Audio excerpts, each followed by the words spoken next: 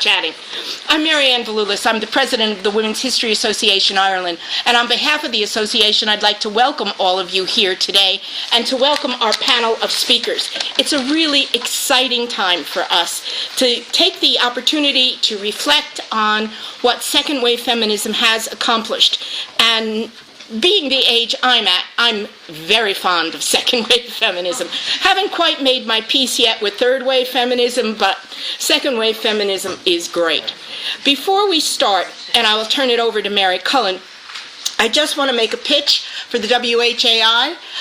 Those of you who are not members, we urge you to become members, and there are membership forms on the table outside. And we have a number of events coming up that if you're a member, you'll get emails about, but you could check our website, which is in process. But the big event for us is going to be in April, and that's April 24th and 25th, and it is the Irish-Scottish Women's History Conference. And this is the first time we've ever done this, and it's a joint conference with Women's History Scotland. So we really look forward to meeting all the people who are involved in women's history in Scotland. And the themes of the conference are religion, rebellion, and migration. And we welcome paper proposals.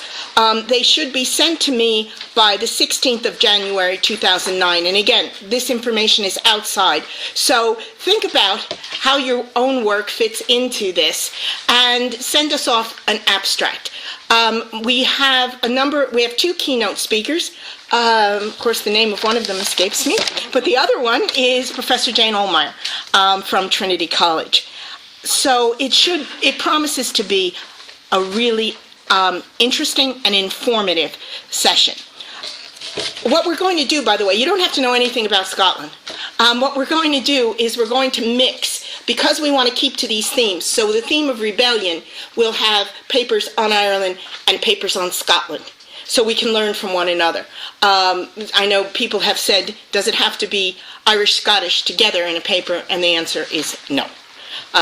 Okay, Mary Cullen, who formerly of Maynooth, but is also involved in the Center for Gender and Women's Studies, where she teaches a very popular course on Irish feminism, is going to chair this session, and she will introduce the speakers. So Mary, if you would. Sorry.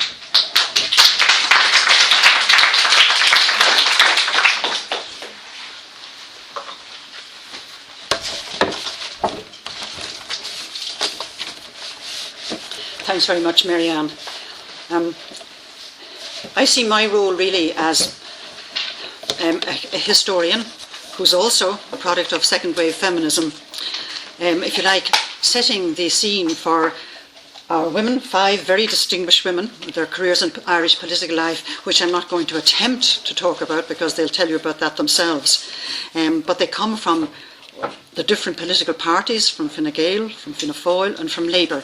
And each of them will tell us her own story, how she came to political life, how being a woman and how being a feminist, which are not necessarily the same thing, of course, helped, hindered, influenced her, and hopefully where she thinks we now are in regards to feminism and Irish political life. Now, my task is to set the historical context, which is, I'm watching my time here, which is appropriate. As I say, I'm a second wave feminist myself, and I'm very politically interested, though not a member of any political party. And I've had the pleasure and honour as a feminist within the feminist movement, knowing in particular Monica and Nuala Fennell very, very well indeed, and had the honour of working with them on some of their projects, but they'll tell you about those. And feminism has been and is the driving force behind my own work as a historian.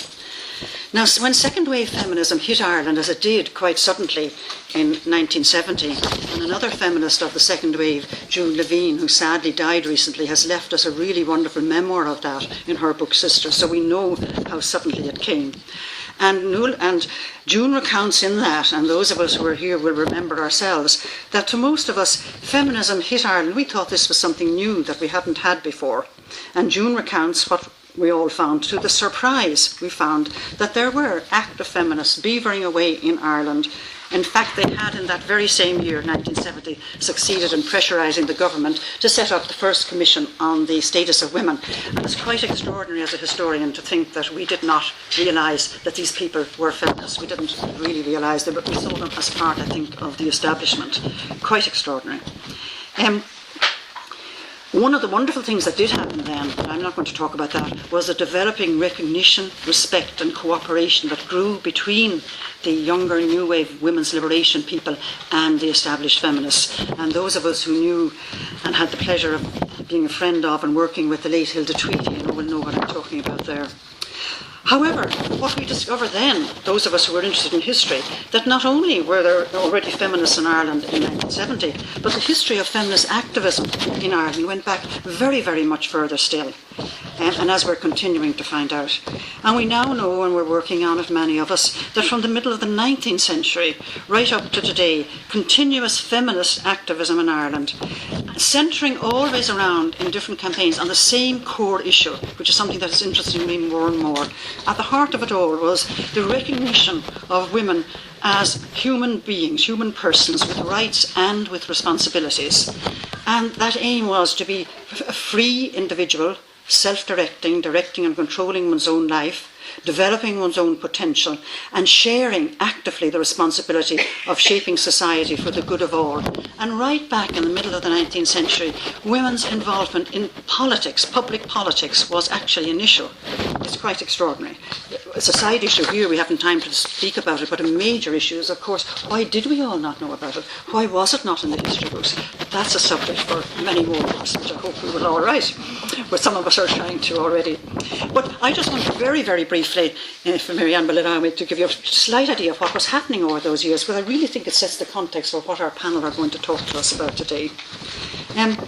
In the middle of the 19th century, again, to put it kind of very briefly, we had in Ireland, there were small groups, organised groups, middle class, they were pretty well all middle class, they were, as far as we know, pretty well all Protestant, they were, as far as we all know, pretty well unionist in politics. Nationalist women and Catholic women were involved in other politics, but not at this stage in feminism.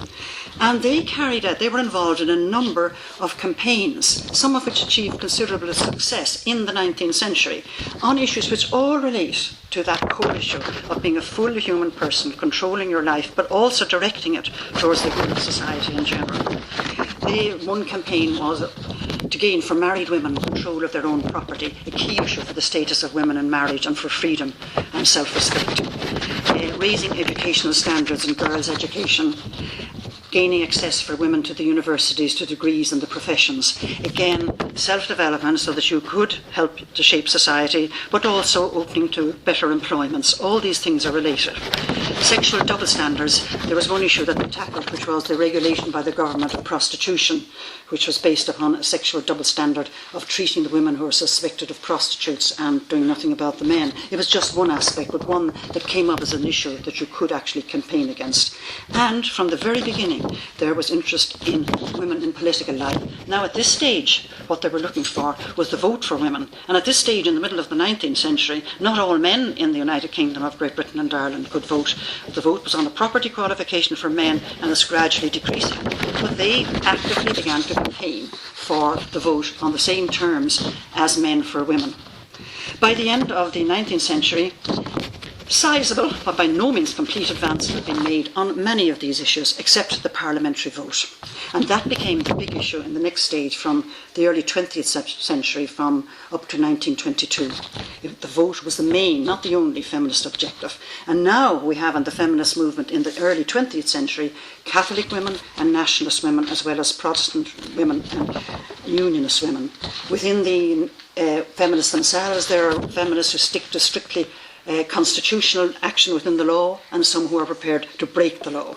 There are pacifists and those who accept the fact that war may be okay in some circumstances. The whole thing is complicated and interacted with the rising tension between Home Rule and unionism, within nationalism between Home Rulers and separatists, the First World War, the 1916 Rising, Dáil Éireann being established in 1919, the War of Independence, 1919 to 21, the treaty, and finally the setting up of the Irish Free State and the Constitution of 1922. And during all these years, with all the ups and downs, you find them in the feminist activity. You find that those of you who know the Irish Citizen, the journal, the newspaper produced by the Irish Women's Franchise League between 1912 and 1920, with a range of debates from people coming from socialists, from middle-class liberals, from nationalists, and so on, you find the same basic concept of that women's vote and women's values would change society for the better. This is very interesting and something that we need to face up to today. Do women actually have different values? But that was that when women didn't have the vote and had no political power, it was one of the things that feminists certainly believed, that women's vote would change society for the better. That women would be far more opposed to war and militarism, that women would be fairer, that they would be much more caring for all the disadvantaged in society, that they would have much high moral standards. Now, by the end of that period, when we get up to 1922, we find that women did, first of all, they gained the partial vote in 1918, and then in the Constitution of 1922 of the Irish Free State, women gained full equality with men, full formal equality with men. Then, from the 1920s to the 1970s, when we think of how women built upon that success. Now, in the Irish Free State, which later becomes the Republic, women comprised a small proportion of the elected Dáil deputies throughout that period. There were 5 women on the Dáil in 1923, there were 3 in 1943. But throughout all this period, up I suppose around the 1970s, I think we can say that women who were elected in public political life, to the Dáil at any rate, came through the parties rather than as feminists. And that's not a criticism. They have a very, very good record, I think, of being very good party members, and the fact that many of them are elected again and again kind of shows that. But feminist political action on feminist issues was confined to some few outstanding members of the Senate and the feminist organisations outside.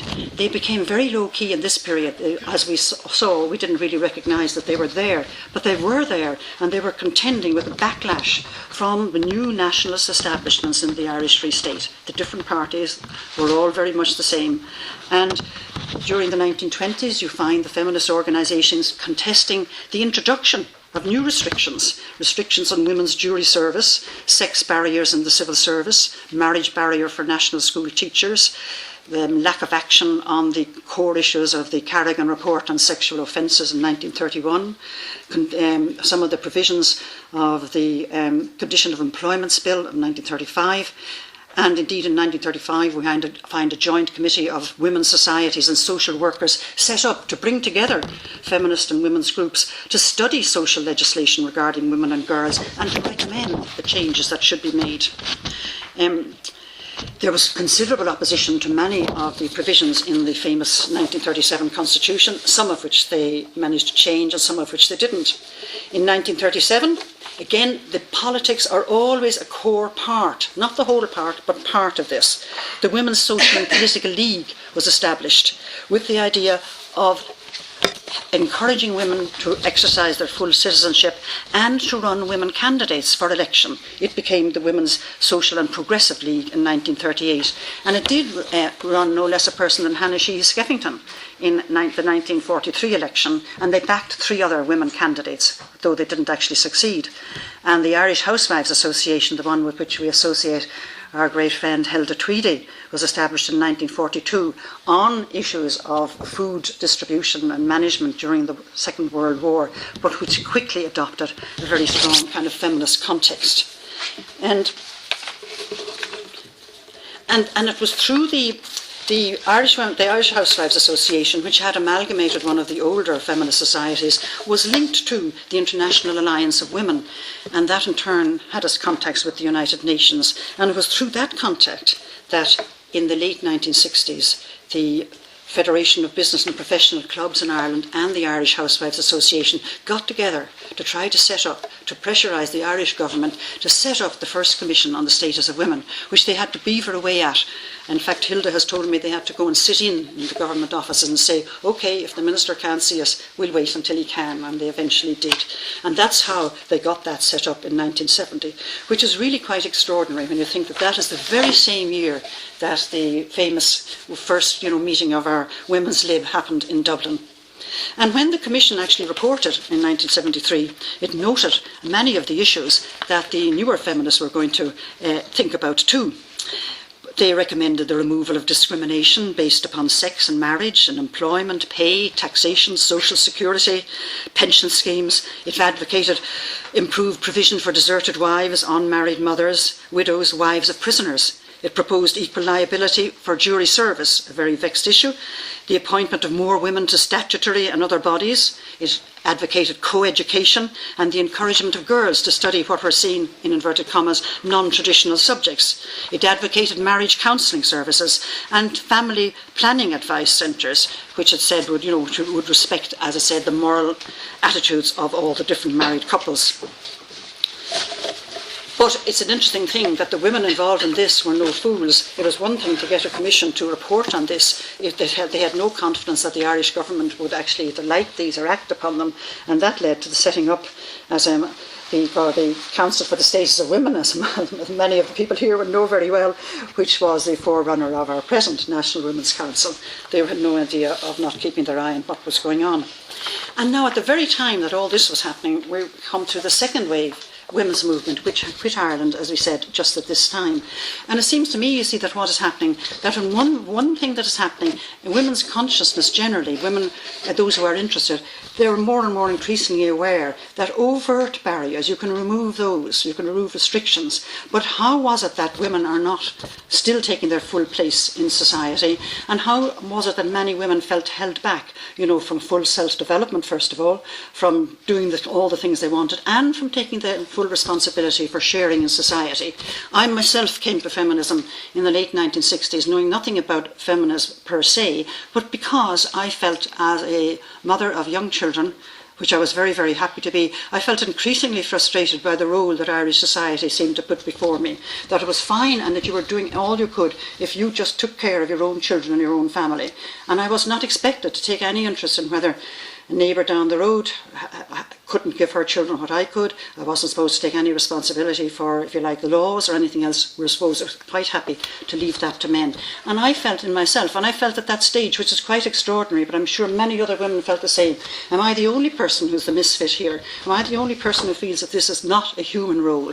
And to me, it was the most liberating thing to begin, first of all, to read feminist literature and find, so many people had been thinking exactly kind of the same things. So I think this is one of the things. Another of the things that is happening is that this is, of course, a period, a broad historical period of, if you like, I suppose, a revolution generally. There are the student uprisings all around in so many parts of the world. There is the civil rights movement in the United States, which is based upon the civil rights for black people. In Northern Ireland, we have the Northern Civil Rights Association, based upon the issues of Protestants, Catholics, Unionists, Nationalists. And then you have women's civil rights, another key issue in all of this. And knowing that overt barriers are not enough to remove, the big thing, it seems to me, that the new women's movement brought, that this is something for all women. It's not just something for organised groups, good as they are. Liberation starts within the individual, man and woman, and we are all being held back as women by the fact that we have internalised these kind of sex role stereotypes, and we are part of the problem ourselves. It's not just that we're being oppressed by somebody outside us, and that's why consciousness raising, which sprung up all around Ireland. I myself was involved in many of the groups, and it was a really wonderful thing. The idea was that groups of women, not politically aligned, did come together in all sorts of places, and the idea was that you might even have a talk first, but then you got down to talking, and people could explain how they personally felt frustrated and wrong, and what was wrong. And the idea was then that having everybody being listened to, that then you would begin to try to see, okay, this is the way we feel. Are there structures, are there things in society that are holding us back? Can we change things? It was really quite amazing. Then we had our speakers here are going to tell us more about that. So I just want to say that just structurally, if you like, what seems to have happened is that first of all, the new wave women's movement saw itself as the people at the centre who were who were met first in Bewley's Cafe, then began through literature, through journalism, to the Late Late Show, to big meetings, to the contraceptive train to Belfast, and so on and so forth, who began, if you like, to publicise this. They thought, first of all, in terms of a mass movement that would kind of sweep through Ireland. And throughout the 1970s, we had the Irish Women's Liberation Movement, and then Irish Women United. Now, afterwards, these began, if you like, to disintegrate. But amazing things happened. First of all, through the cooperation of this new wave, second wave feminists, and the established feminists who had set up the Commission for the Status of Women, you had a kind of a cooperation that pressed the government throughout the 1970s to pass a huge range of legislation which swept away all sorts of discriminations in the area of taxation, child allowances, in all sorts of areas which I'm sure our speakers here, some of them were very involved actively in doing this. And at the same time, particularly the second wave feminists were involved during the 1970s in setting up a whole new range of, if you like, of self-help organisations for women. They, some of the people here, as we know, are very, very, very much involved in many of these. Indeed, AIM, which one that Nuala was so much involved in for family law reform, is one of the most important of those. A whole network, I think, what you might call self-help services for women developed, provided by women on a voluntary basis for women, and very often, I think, recruiting people who came along to help to join in the work themselves. And again, just to give you some idea, the Women's Progressive Association, which became the Women's Political Association, which many of our people here know so much about, Ally, which is a service for pregnant women, single or married, AIM, the one Nuala mentioned there, for family law reform and advice, family planning services, Cherish for single parents, Adapt, an association for deserted wives and husbands, Women's Aid to help victims of domestic violence, the Dublin Rape Crisis Centre in 1977. Now, public attention in an unprecedented way by all this activity was directed towards issues that had really remained pretty well invisible and certainly unspoken of in Irish society, including issues like rape, incest, family violence, the status of single mothers. And this was a tremendous revolution. And here we have with us today, we have some of the women who took part in that and who took it to the next stage, because as I've said, all through the women's movement there was the belief that political power to shape legislation and shape society was one very important part of it, and that if we could bring women's values and women into that, and it's now really starting, I suppose, in the 1970s and then into the 1980s that the first results of this begin to be seen. Women coming into public life and into the Dáil themselves, are some of them coming from a feminist context, and then the political parties, I think, are beginning to see the value of that and are beginning to look for some of the prominent feminist leaders in the Women's Political Association. And these women begin to come into office. And we have here 5 women, all of whom have participated, some at ministerial level, all at that public political level, and they will tell us their own experiences. And now I'm just looking, because Mary-Anne gave me the right order, and if I remember the right order, is it that Monica's first? So with great pleasure, I will ask Monica Barnes to tell us who she is.